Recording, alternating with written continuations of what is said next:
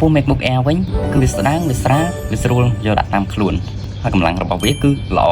ចំពោះតម្លៃវិញគឺសមរម្យជាង MacBook Pro ទៅតាមចំនួនតាមឆ្នាំរបស់វានិង CPU Core ផងដែរចំពោះ MacBook Air នេះគឺវាស័ក្តិសមជាមួយនឹងបងៗក៏ដូចជាបងប្អូនសិស្សនិស្សិតដែលសិក្សារៀនសូត្រជាប្រចាំថ្ងៃហើយនឹងបងដែលធ្វើការ Office ជាប្រចាំថ្ងៃផងដែរថ្មរបស់វាគឺអាចទទួលយកបានរបស់ MacBook Air គឺវាល្អវាកាន់ចំពោះគុណវិបត្តិរបស់ MacBook Air គឺទីមួយគឺវាអត់អាចធ្វើការកាត់តវីដេអូ editing graphic design programming ឬក៏ 3D ដែលវារ៉ាន់បានល្អនោះទេជាទូទៅ MacBook Air វាអាច support ជាមួយនឹងកម្មវិធីសំលម្អមទូចៗដូចជាកម្មវិធី Office Word Excel PowerPoint ជាដើមទាំងអស់នេះគឺវាអាចស័ក្តិសមជាមួយនឹង MacBook Air ចំពោះ MacBook Pro វិញគឺកម្លាំងរបស់វាគឺខ្លាំងល្អអាចទទួលយកបានហើយតម្លៃរបស់វាក៏វាកាន់តែខ្ពស់ទៅតាមនោះដែរទៅតាមស៊េរីតាមឆ្នាំតាមជំនាន់មិនទាបជាង MacBook Air នោះទេហើយ MacBook Pro នេះវាស័ក្តិសមជាមួយនឹងបងៗឬជាបងប្អូនដែលចូលចិត្តធ្វើការកាត់តវីដេអូ editing ឬក៏អ្នកដែលចូលចិត្តធ្វើការ vlogger ឬក៏អ្នកចូលចិត្តថតវីដេអូជាដើមសម្រាប់ធ្វើការ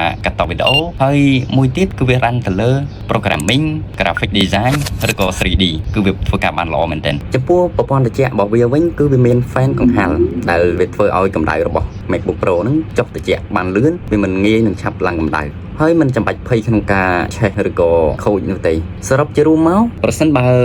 បងក៏ជាបងប្អូនដែលធ្វើការសិក្សាឬក៏ជានិស្សិតឬក៏បងដែលធ្វើការ Office វាសមល្មមអាច recommend ថាគួរតែប្រើប្រាស់ MacBook Air ជាជម្រើសដែលល្អបំផុតចំពោះអ្នកដែលចូលចិត្តកាត់តវីដេអូ editing programming ឬក៏ design ឬក៏ខាង 3D អាចគួរពិចារណាថា MacBook Pro គឺល្អសម្រាប់អ្នកទាំងអស់គ្នាអញ្ចឹងមានតែប៉ុណ្្នឹងទេគឺជំរាបប៉ូលី